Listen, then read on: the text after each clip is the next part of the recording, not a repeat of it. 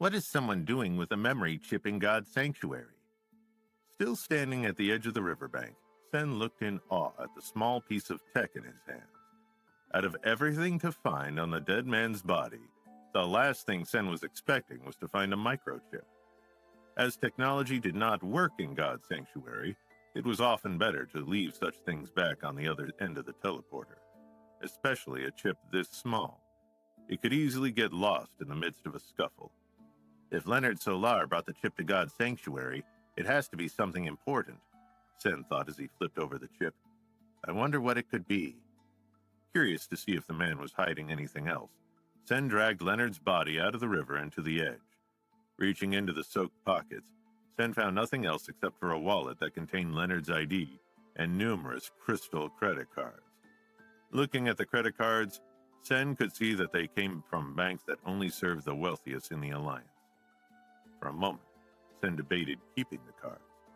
Clearly, this man was wealthy, but he was far wealthier than Sen expected.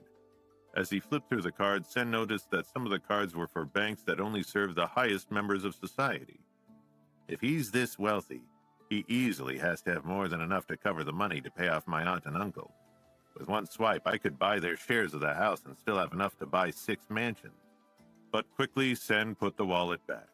The crystal credit cards were further proof not to push the matter any further. While the lessons of this world were to kill or get killed, it still meant that Sen needed to be extra careful if he pushed the boundaries too far. Who knew what kind of vengeance his family might seek after the death of their son? As he pushed Leonard's body back into the river, Sen let out a loud sigh. If only he weren't a thief, he would have just needed to ask, and I would have offered him my services for a price. Leonard's body landed in the water with a splash, causing several heads of Iron-Side alligators to poke their heads out of the water.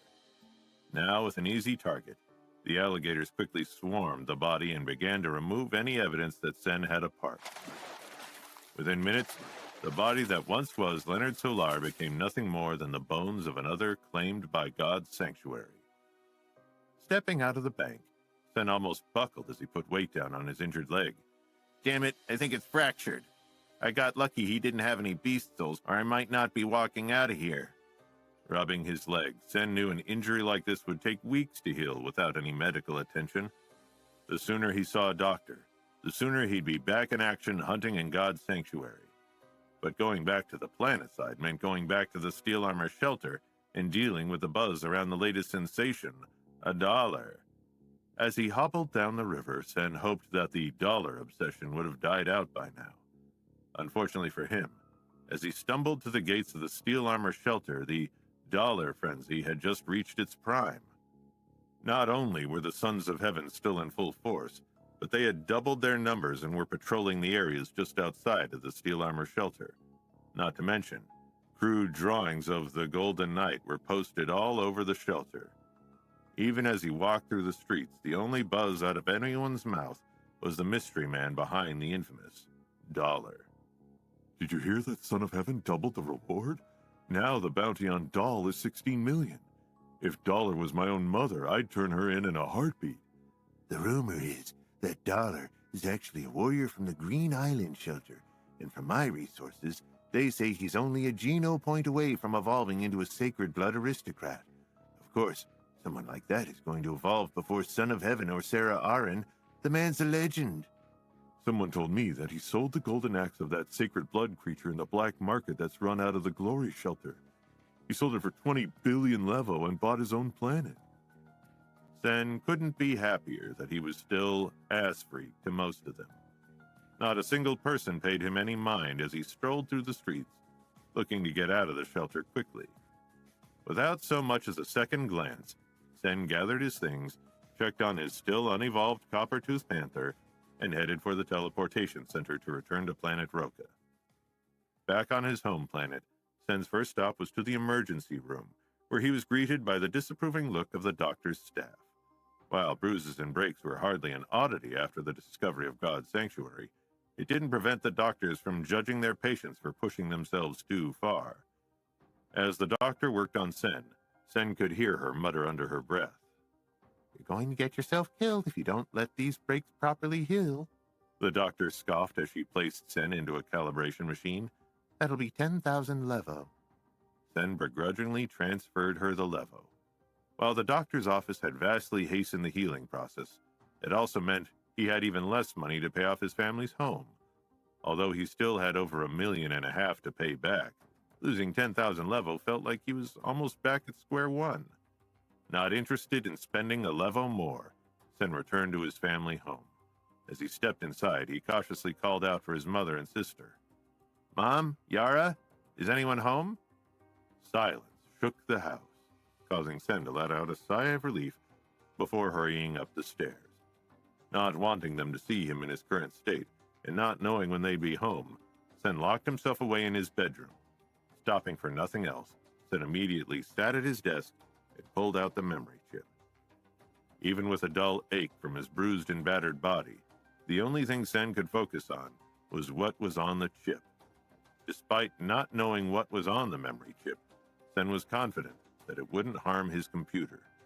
Deep down, a part of him knew it had to be something incredible, something that Leonard would be willing to risk bringing into a place as dangerous as God's sanctuary. Questioning it for not even a second, Sen plugged a memory chip into his computer. Instead of a virus, or nothing, Sen was greeted by a simple file that looked nothing out of the ordinary. However, to his surprise, the file was labeled Jade Skin.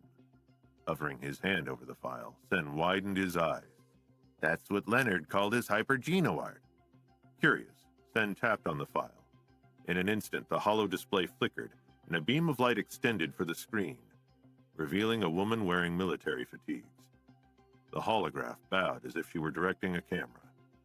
For Experiment 724, this is a tutorial for Jade Skin.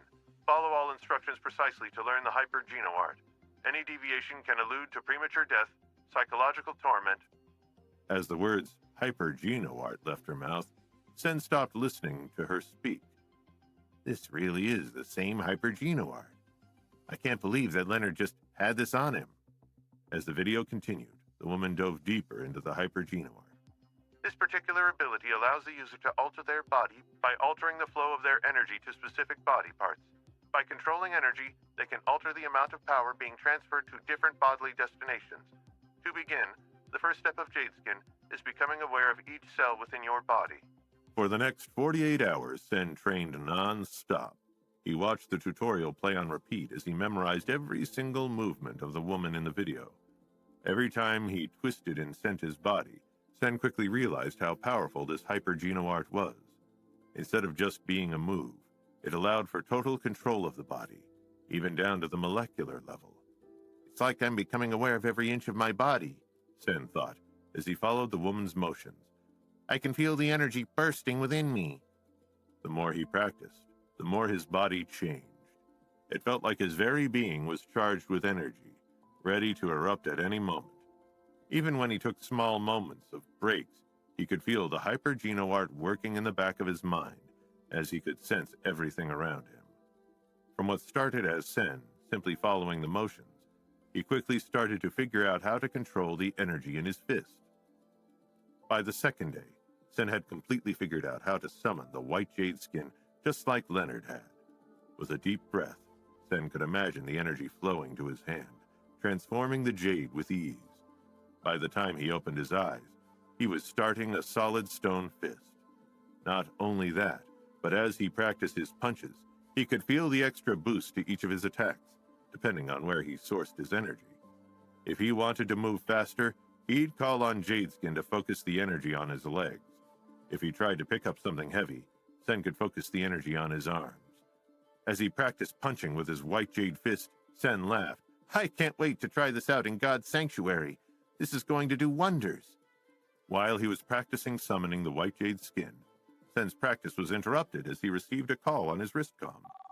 Not wanting anyone to find out about the technique, Sen quickly hit his arm behind his back as he answered the call. To his surprise, his friend Henry Zhang's face appeared on his screen, beaming with a massive grin. Distracted by something off-screen, Henry let out a laugh as he gripped the steering wheel. Hey, Sen, your mom says you've been cooped up in your room for days. We're here to break you out. Wiping the sweat from his face, Sen laughed. 2 days isn't that long. It's more than long enough not to see another human being. Besides, I've got a field trip in mind, and I'm already outside your house, so you can't say no. Muffled in the distance, Sen could hear the low rumble of a luxury aircraft landing. Of course, Henry wouldn't give him the option to refuse. With a sigh, Sen shook his head. Fine, but I can't be out forever. I really do need to... I know, Trey. Just hurry up and get outside already. As Henry signed off, Sen went to turn off his holoboard. But before turning it off, he pulled out the memory chip with his still white jade-covered hand. With one motion, Sen crushed the memory chip in his hands, turning the chip into nothing more than broken scrap. While he was excited to use this power, he didn't want anyone to know that he was involved in the owner's death. Even if the killing was justified, the man was clearly linked to some powerful people, and with a Hypergenowart this powerful, Sen knew that people would be itching to get their hands on it. If they knew he had it, they could go after his mother and his sister. Sen wasn't taking that chance. Pulling back the energy in his hand, Sen hurried out to meet Henry on the aircraft.